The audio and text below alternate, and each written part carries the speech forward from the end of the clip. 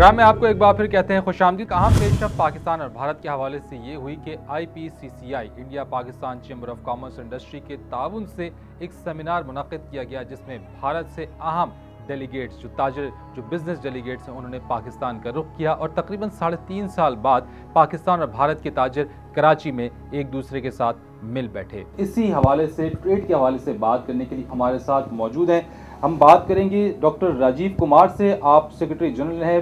Federation India commerce chamber of commerce and industry के, और उसके साथ साथ मेरे साथ मौजूद हैं इफ्तिखार अली मलिक साहब, जो कि वाइस प्रेसिडेंट है SAARC CCI and former president FPCCI। Thank you very much for being with us. Doctor साहब, सबसे पहले आपकी तरफ आऊँगा।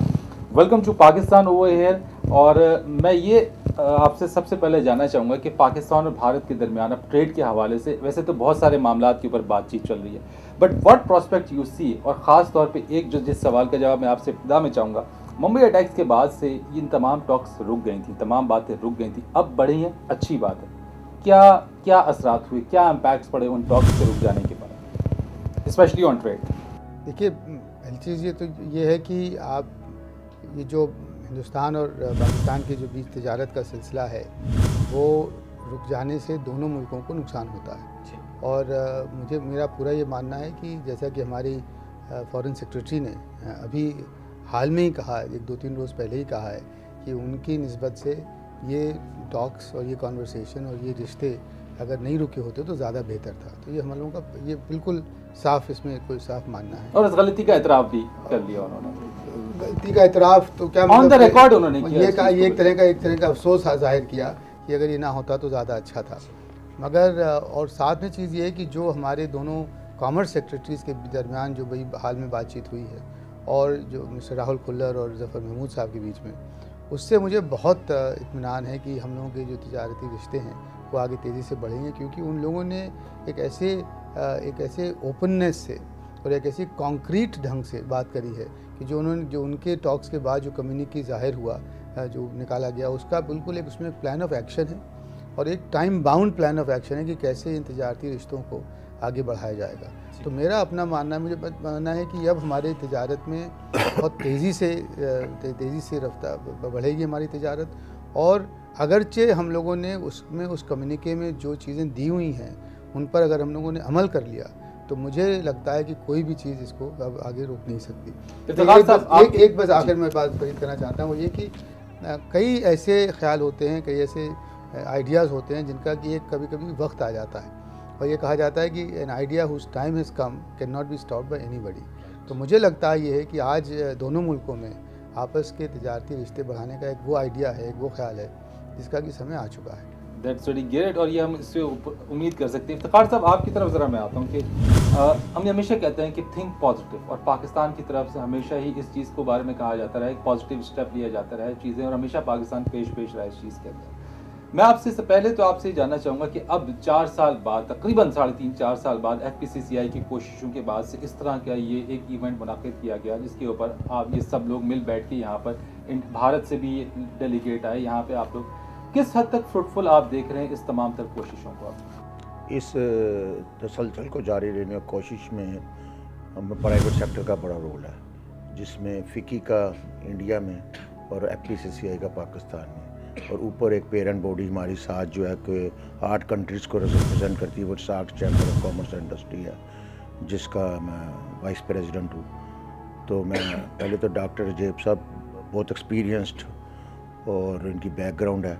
तो ये अपना फ़िकी को इन्होंने सेक्रेटरी जनरल टेक ओवर किया है, तो हमें आने वाले वक्त का बड़ा खुशाइन वक्त नज़र आ रहा है। और आज पहली दफ़ा मैंने जो महसूस किया है, मैं इस SAARC रिलेशन में 20 साल से हूँ, और इंडो पाकिस्तान चैम्बर में जब ये कोई 2002 में बनी होगी, 2001 में बनी या 2 में या उससे पहले, तो मैं वाइस प्रेसिडेंट था उस वक्त। मेरा ख्याल नहीं उस वक्त ये 1997-98 में ये इंडो पाकिस्तान चैम्बर बनी थी, तो उस वक्त मैं वाइस प्रेसिडेंट था। तो ये दिल्ली में फ़िकी में ये साइन हुआ था इंडो पाकिस्तान के एग्रीमेंट। तो उसके बाद कोई मीटिंगें नहीं हुई, मगर ये है कि वो मीटिंगें उस कॉन्टीन्यूटी से नहीं हुई। तो अब ये है, मुझे ये डॉक्टर साहब से भी बातचीत हुई है, मेरा सवाल असल में कि ये जो बीच में एक कदम आगे बढ़े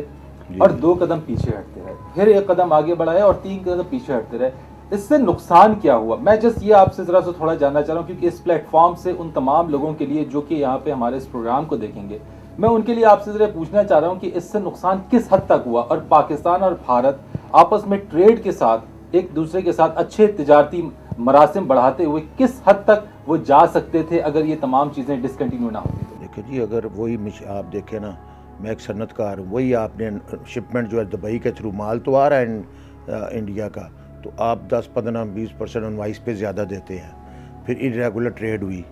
स्मगलिंग हुई, ठीक है। उसके अलावा फिर जो है जैसे कैपिटल मशीनरी है, मैंने तो पहले कई दफ़ा हमने कहा कि कैपिटल में अगर स्विट्ज़रलैंड की मशीनें स्विट्ज़रलैंड से लाए और इधर से ले लें इंडिया से, तो आपकी मशीनरी कम से कम 50% से ज़्यादा कम है कैपिटल मशीनरी। मैंने भी कोई मशीनें स्टडी की हैं, बल्कि सच्ची बात है, मैं एज ए इंडस्ट्रियलिस्ट मैंने भी अपनी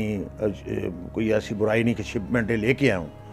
मैंने दुबई के थ्रू में आया। अब वही मैं डॉक्टर साहब की तरफ से मैं आपके सवाल का जवाब देना चाहता हूँ इस तरह से कि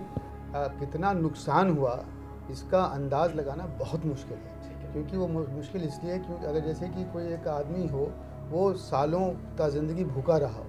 अगर ये कहा जाए उसको कि अगर खाना मिलता तो कितना खाना खाता, तो इसका अंदाज़ लगाना इसलिए बिल्कुल गैर मुमकिन बात है, क्योंकि उसको पता ही नहीं कितना खा सकता है। तो हिंदुस्तान और पाकिस्तान के जो अपने जो तजारती मसले हैं उनका ये हाल है कि अभी वो $2 बिलियन के हैं। मेरा मानना है कि अगर ये ज़्यादा ये हमारे इसमें जो सेटबैक्स नहीं आते तो ये कम से कम 5 या 7 गुना होते हैं। एक फिगर जो हमारे पास है वो ये कि $3.5 बिलियन से कम होकर तकरीबन जो है ये $1.85 बिलियन तकरीबन इस पे आ $2 बिलियन और सिंगापुर से जो ट्रेड है उसके मुकाबले में भी, तो मैं यही कह रहा हूँ कि 2 बिलियन जो है वो कम से कम, मुझे लगता है कि 5 गुना तो आसानी से हो सकता है, क्योंकि ऑलरेडी ये 2 बिलियन जो है वो तो दुबई से और सिंगापुर से और लंदन से जो आता है एक्सपोर्ट, वो उसमें शामिल नहीं है। अगर उसको जोड़ लें तो अभी भी मुझे लगता है कि अगर हमारे सेटबैक्स ना हुए होते और अगर हमारी जो ट्रेड के दायरे में